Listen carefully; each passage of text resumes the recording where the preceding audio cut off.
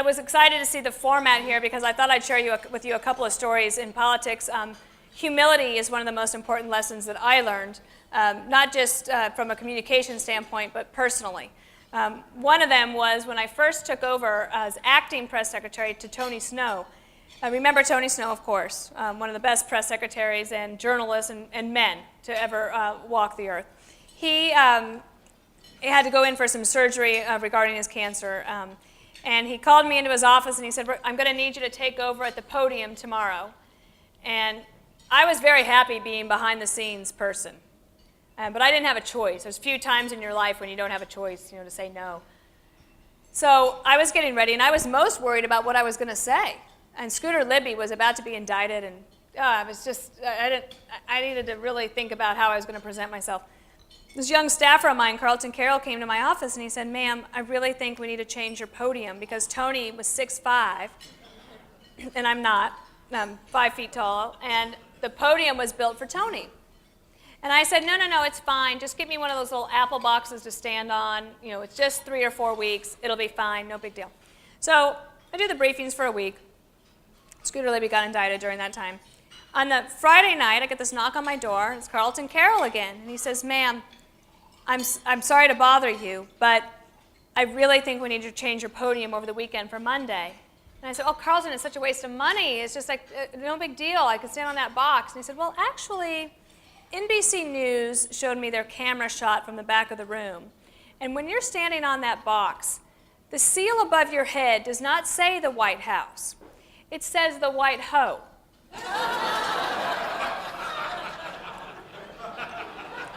So, Dee Dee Myers might have been the first White House press secretary, woman press secretary, but I was your first White Ho. I'm very proud of it. So in February of 2005, I was deputy press secretary, just started, and I got invited to the Gridiron Dinner, which some of you might know of. It's a big tradition in Washington. Nobody loves to give themselves more awards than the press. Okay, you could go to a dinner once a week for the press. But the Gridiron is a special dinner. And I got invited as a whitetail dinner. So I got there, and lo and behold, who am I sitting across from? Barack Obama, the junior senator of Illinois, who had been, the state senator when I was working at WCIA television, CBS News, after the PAR program at University of Illinois, which is amazing. He and I sat across from each other. It was totally random, and we laughed our butts off for 4 hours. We had a blast. He took me over to introduce me to Michelle Obama. We had so much fun, and then 3 or 4 years later, remember when McCain suspended his campaign, and then they were coming to the White House to have the big meeting about the bank bailout? So I was the last one to come into the cabinet room. I was just leaving. I was coming from the Oval Office into the cabinet room, and Barack Obama was shaking hands with everybody, and he starts to turn to me, and I'm from Wyoming, right? So I have my manners, stick up my hand to introduce myself, and I started to say my name, and he said, Dana Perino. And of course, I swooned just a little bit, like the rest of Americans. And I said, sir, you might not remember. And he interrupts me and says, not remember? It's my favorite night in all of Washington. So I sit down, and the Deputy Chief of Staff, Joel Kaplan, leans over to me and he said, what was that all about? And I said, I'll tell you later, but I just might vote for him too. But I didn't. The most important lesson I learned about politics in 8 years, and in communications in particular, was the leadership quality of forgiveness.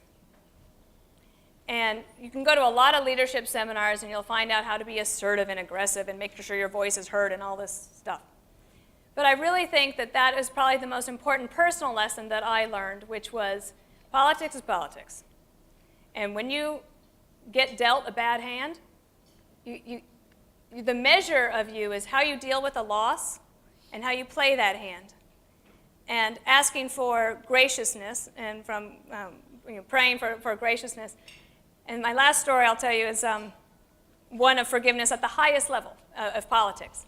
And that was right before we left, President Bush invited the 3 former living presidents and President-elect Obama to the White House for a private lunch in the dining room off of the Oval Office. And Robert Gibbs, the incoming press secretary and I had been in the press secretary's office, and I was showing him around. And I said, wait, we should go into the Oval Office and watch the event. At least there's going to be a photo op. So I grabbed him by the arm, and we tucked in right behind the photogs as they went in the back. And he and I stood by the grandfather clock, and there, in front of the Resolute desk, which all of those presidents had used, were the 5 presidents. You had 41, President Bush's dad, and Obama, 43, my former boss, George W. Bush, Clinton, and then Carter was standing way over here. And they were all in front of the desk, and I remembered something that 41 and 43 had talked to me about in Maine the summer before, that it was harder to be the son and the father of a president than it was to be the president. Because when you are the president, you expect the criticism, and you can let it roll off your back. But when it's about your loved one, it feels different. And those two in particular are very close. Don't believe that Sigmund Freud crap you read about them. They're very close. And so if you think about the level of forgiveness that has to happen at that level for a photograph like that to be taken in the Oval Office, the People's House, and of all the things that 41 said about Clinton, as you'll remember, Mark, in 1992, and the things that Clinton had said about 41, and how mad 43 still was about that, the things that Obama had said about 43 that morning, and the things that Carter had said about all of them. But there we were, showing the world that we are the best country in the world. We have the best system. It is not perfect. And again, the best way to deal with a loss is to analyze it, as Mark has set up this whole thing for us to do tonight.